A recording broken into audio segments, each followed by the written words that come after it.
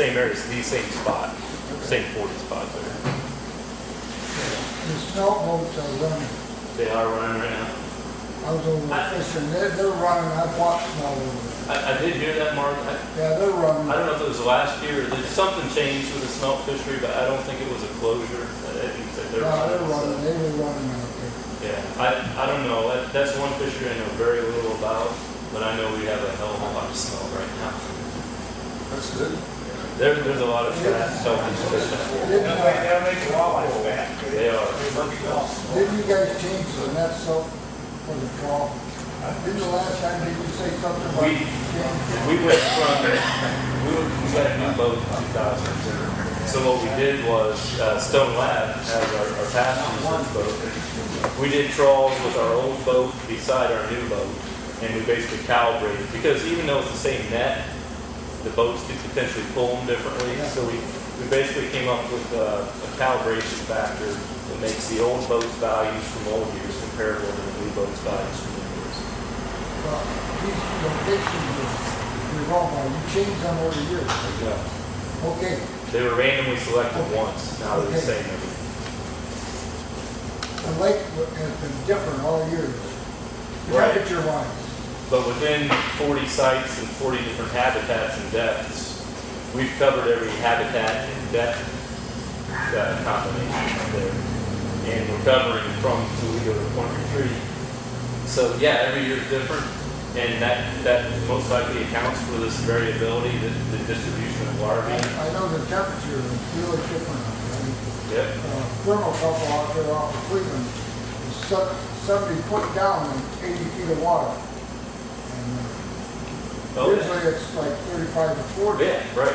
Yeah, it was, And then when we went over to Canada and fixed their waters over there, thermocouple was all different too. well, and then it broke up earlier than it ever breaks up. Never had it.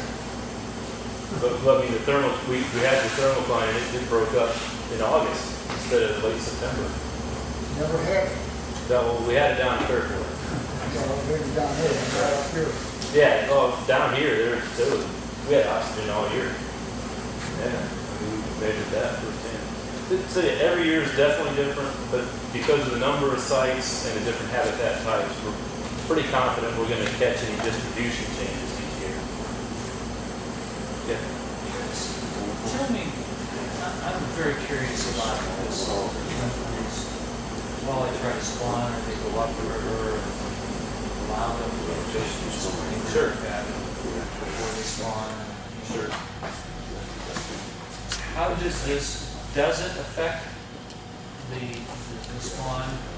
And is there anything that can be done about it? Because it just feels as though that if you want these numbers to increase, what can you do to provide a better spawn? That's the obvious question. So we've had poor reproduction, how that have to be corrected.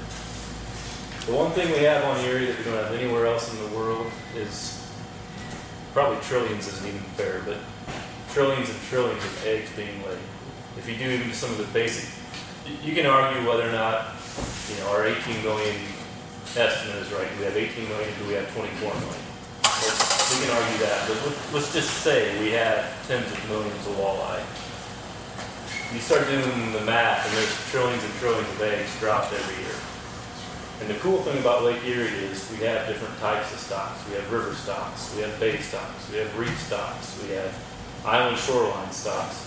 We have walleye depositing eggs in every decent habitat across hundreds of thousands of acres in the best spawning habitats. And that's why it's persisted for so long. It's very genetically complex population at the say the least. So do people tromping around in the rivers, potentially even destroying eggs and catching fish before they spawn, does it affect anything? Well, sure it could.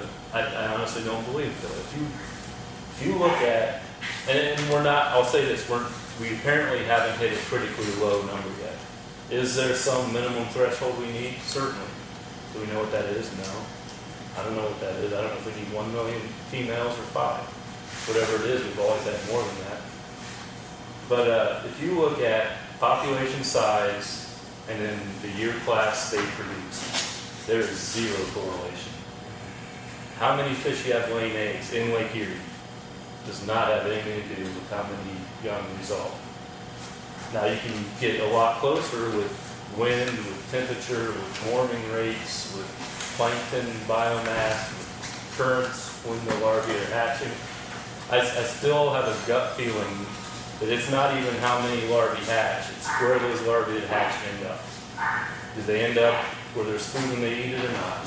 When they need it, when they need to start eating on their own. There's some real interesting research that shows the currents around Niagara Reef are the strongest factor that affect how many we get out of the year class. They get swept offshore to where there isn't plankton, or they get swept inshore where there is plankton. I don't know if 03 was our biggest hatch. It might have been a low hatch, but I'll guarantee you that the highest percentage we've ever seen survived out of it. I think it was 06. I would imagine in 06 we had more hatch than we've ever had hatch. It was so calm and beautiful that they didn't end up where they needed to, apparently. Okay. Maybe we can come back to some more questions along those lines, I'm sure. I don't know whether you agree with me or not, but I think they're on the right track by going 4 fish until 1st of May. The one thing it does is it protects more fish when they're in their distinct spawning stocks and when they're the most accessible. What it really doesn't account for in my mind, though, is we just don't have a lot of harvest. I know you see big fish coming out, and I know it feels wrong to a lot of people, but we don't harvest near the fish we harvest that time as we do. Personally, I have a problem with May, June, July 2- and 3-year-old females that are harvested by the bucket loads every year, which is doing more damage. You're going to see things go different back, flip-flop back and forth, because I've been going to Canada for 30 years, and they started a slot system several years back. We're catching a lot of little fish, big fish. You had to fish almost before daybreak or after dark. Yeah. So they went to the slot size. So consequently, it finally hit the opposite side now. Now you're catching big fish, and the guys are complaining, we can't get 14, 16 inches to eat. They're all 20, 22, 24 inches. What do we do? So they're sneaking 2-footers in to eat. Now, one of the things I didn't show here, and it was part of the regulations, open houses, the big posters. I was going to bring these posters, but we don't have them. I took them back to Columbus. We ran, to come up with these tables, we ran 2 different scenarios. Can we control it with a bag limit, or can we control it with a size limit? And the best we can get at that is using past years. So we know what past quotas were, we know what past estimated populations were, and we know what the resulting catch rates and harvest was. So we can go back in and rerun those years. Well, what if we'd had a 5 bag limit, for example? So let's say you go back to 2003, if we'd had a 5 bag limit, well, we can go back through and re-estimate everyone that caught 6, now all of a sudden they caught 5 because of the 5 bag limit. Well, we have lengths too. We can estimate the same thing. If every fish under 18 inches would have been illegal, what would we have harvested that year?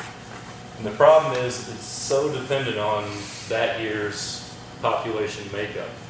If you have a huge 03 year class coming into the fishery and you have an 18-inch size limit, you're going to eliminate as much as 75% of the harvest that year if you have an 18-inch size limit. Where if you have a bag limit, you're always going to eliminate about the same percent relative to how much you dropped.